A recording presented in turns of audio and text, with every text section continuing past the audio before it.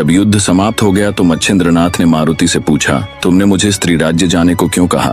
मारुति ने समझाया कि यह सब एक प्राचीन प्रसंग से जुड़ा है। जब रावण का वध कर श्री राम और माता सीता सहित अयोध्या लौट रहे थे, तब माता सीता के मन में विचार राम के सबसे प्रिय भक्त हैं, इनके कल्याण के लिए विवाह, संतान और सुख संपत्ति। लेकिन उन्हें संदेह था कि ब्रह्मचारी होने के कारण मारुति मानेंगे। सीता ने मारुति को बुलाया और कहा, पुत्र तुम स्त्री राज्य जाओ और वहाँ की रानी मैनाकिनी से मिलो। वो तुम्हारी 12 वर्षों से दर्शन करने के लिए तपस्या कर रही है। माता का आदेश सुन मारुति स्त्री राज्य मैनाकिनी नाम की रानी राज करती थी। उसने मारुति को पाने के लिए 12 वर्षों तक तप किया। अपने शरीर का मांस काटकर अग्निकुंड में आहुति दी। शरीर हड्डियों का ढांचा हो गया, फिर भी तप जारी रखा। अंततः मारुति प्रसन्न हुए और उन्हें अपना दर्शन दिया। रानी ने कहा, से यहाँ की स्त्रियां गर्भवती होती हैं, पर मैं स्वयं तेरे साथ होना चाहती हूँ। मारुति ने कहा, माता मैं ब्रह्मचारी हूँ, यह मेरे लिए संभव नहीं, लेकिन हाँ आपके अगले जन्म में कलयुग में मच्छिंद्रनाथ यहाँ आएंगे। वे तुम्हारी इच्छा पूरी करेंगे। वे कवि नारायण के अवतार हैं।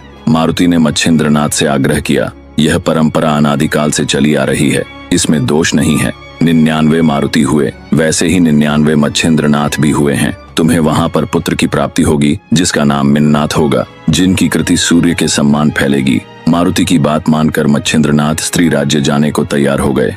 दोनों ने एक दूसरे को प्रणाम किया और अपने रास्ते निकल पड़े।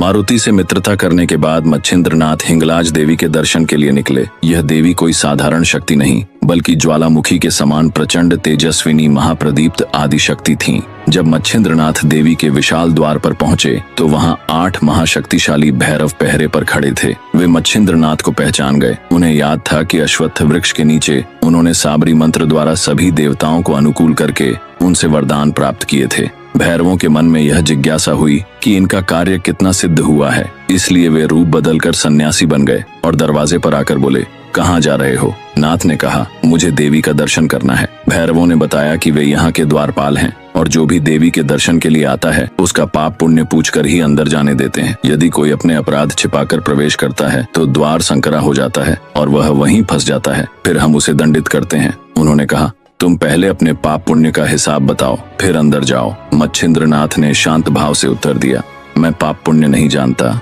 जो भी कर्म हुए हैं ईश्वर की प्रसन्नता के लिए हुए हैं, मैं इनसे अलिप्त हूँ। भैरवों ने धमकी दी कि यदि सच नहीं बताया तो मार खाकर लौटना पड़ेगा। मच्छिंद्रनाथ ने कहा, मैं प्राणियों के कल्याण के लिए अवतरित हुआ हूँ। तुम लोग अपने बल पर गर्व करते हो, लेकिन मुझे डराने से कुछ न होगा।